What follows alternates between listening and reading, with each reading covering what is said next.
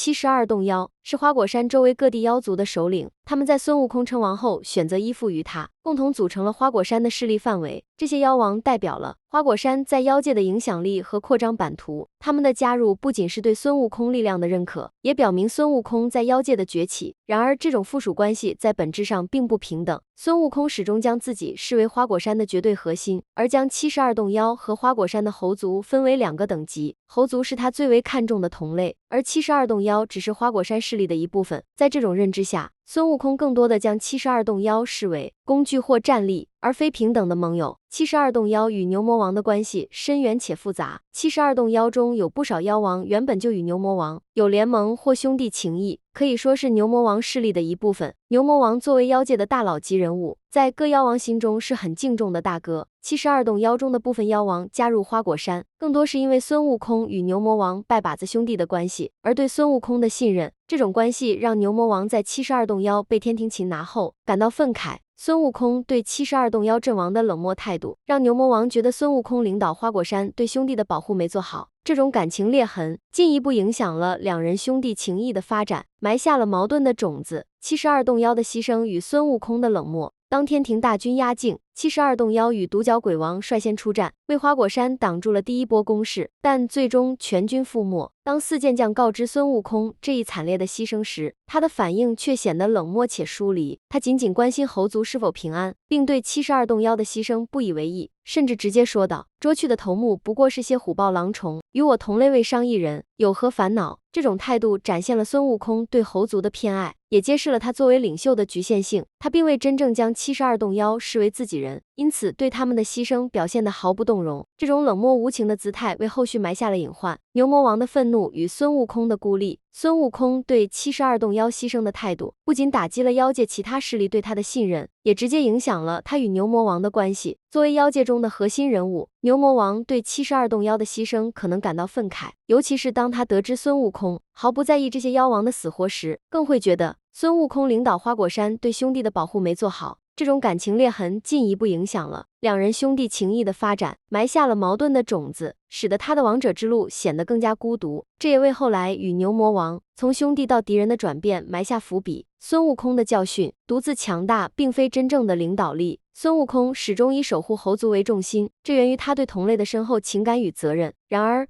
他对72洞妖的漠视，却凸显了作为领袖的局限性。强大并不等于领导力，他的个人英雄主义让他忽视了盟友的牺牲与付出，失去了花果山势力的凝聚力。这种对盟友情感的冷漠，最终成为他从大圣到佛蜕变过程中必须反思的重要课题。